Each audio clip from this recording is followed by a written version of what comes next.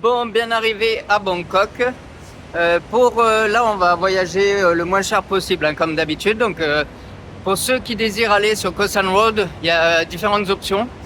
Mais là, je vais vous montrer la plus économique. C'est le S1. Donc, c'est un bus et ça nous coûte 60 bahts de l'aéroport jusqu'à Khao San Road. Donc, ça y est, là, on vient juste de sortir de notre petit appartement. On se fait un premier resto qui est vraiment pas cher. Alors regardez-moi la beauté de l'assiette.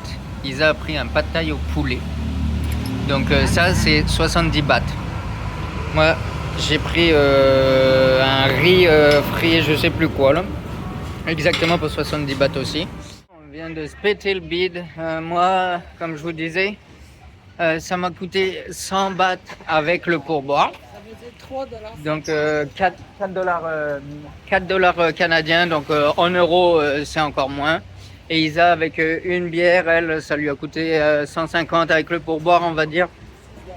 Donc 6 dollars et voilà, en euros un peu moins. Donc voilà, c'est Noël. Premier petit temple juste derrière Khao San Road, donc qui est vraiment à côté de notre petit hôtel.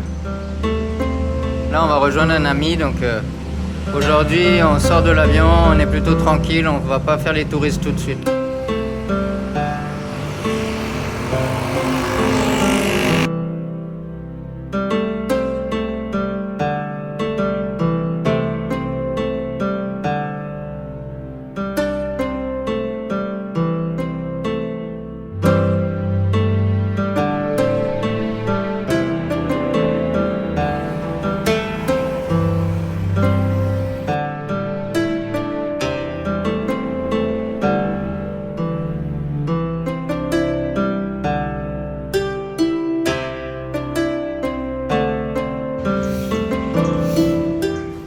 Petite soirée donc sur Khao San Road. Khao San Road, c'est une rue de 500 mètres à peu près qui est en U et on trouve de tout. Que ce soit beaucoup de backpackers en fait se retrouvent là-bas car c'est vraiment une rue les moins chères de Bangkok et de plus en plus prisée en fait pour les soirées etc. Vous avez énormément à la fin de soirée de la prostitution mais pas que. Comme vous pouvez constater là, la vente d'insectes, de grenouilles, d'araignées, etc.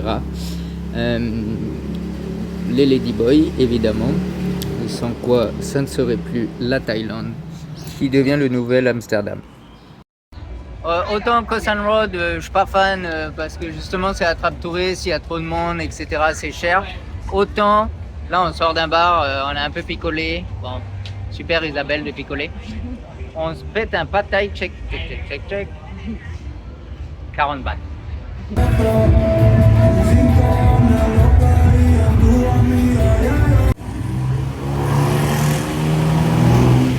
Hello tout le monde, donc là aujourd'hui on va se faire les temples. On a choisi 2 temples plutôt que 3.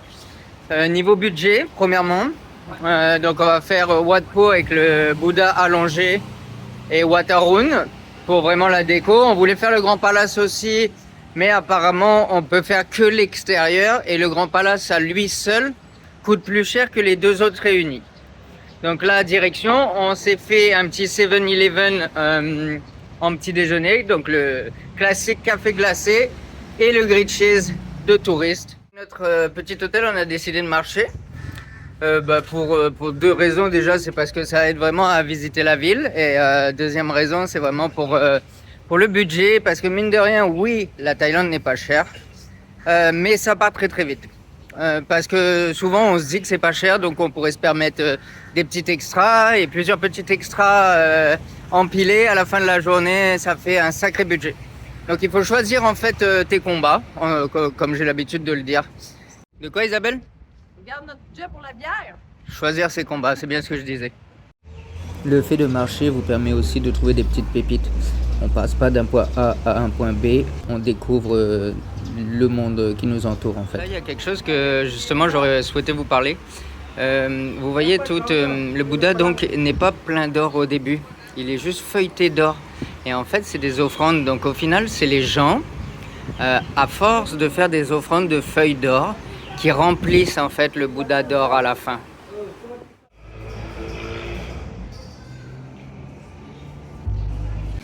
Ils brûlent des cierges, ils font des offrandes.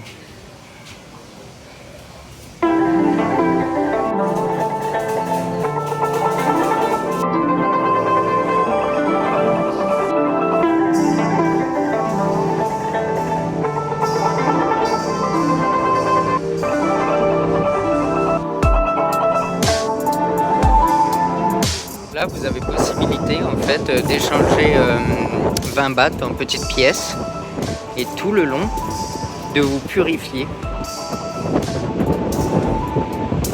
Mais c'est malheureusement pas assez long pour moi.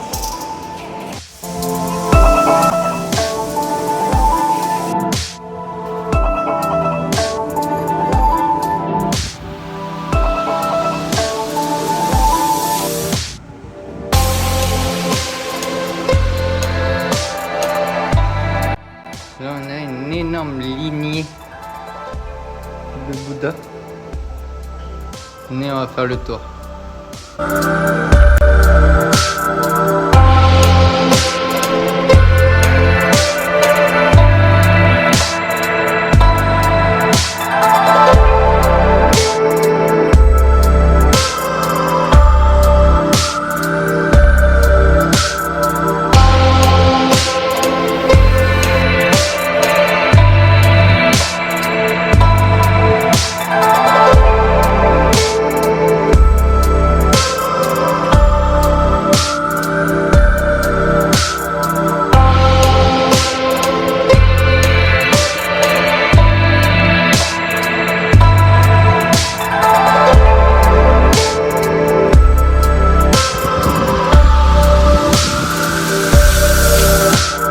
Celui du milieu, qu'est-ce qu'on va découvrir? Et oh, étonnant, des Bouddhas, des Bouddhas, des Bouddhas, encore des Bouddhas. C'est la vraie rockstar ici.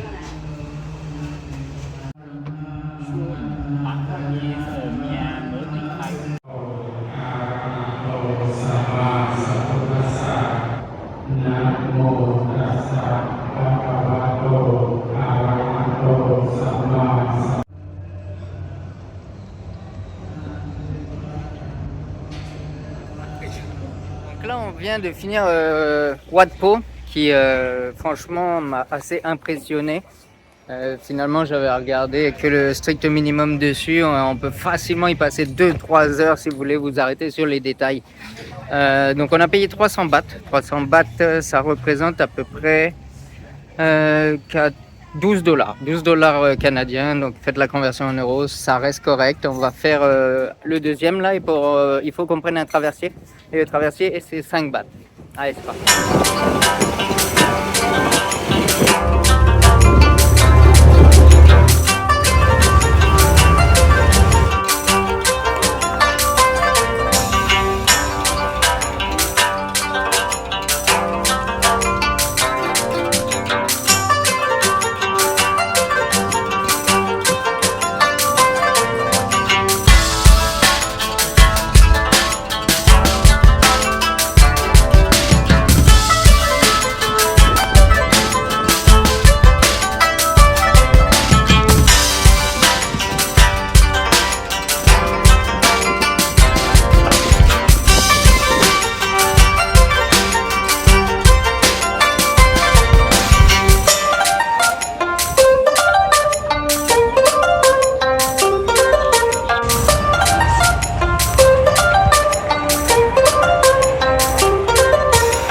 Le deuxième, c'était pas mal, ça valait pas le premier, mais c'était pas mal. Il y avait des choses vraiment très intéressantes à voir.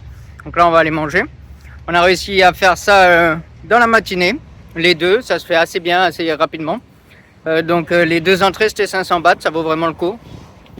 Petit ananas là, juste avant le pad thai, 20 bahts.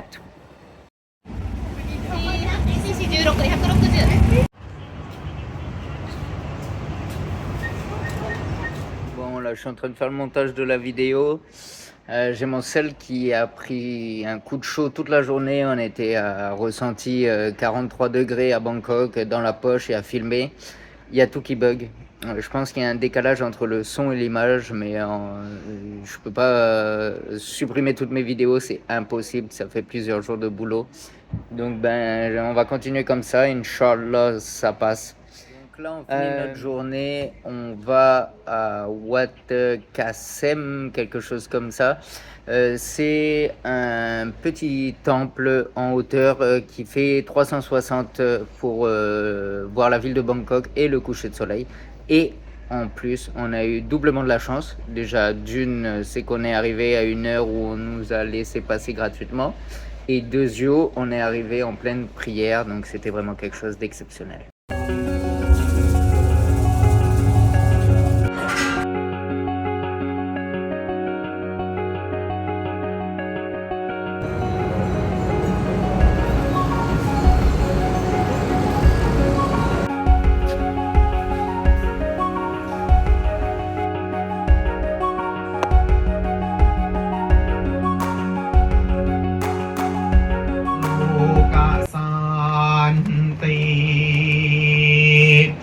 นะโมตัสสะภะคะวะโตอะระหะโตสาธุการะกาโล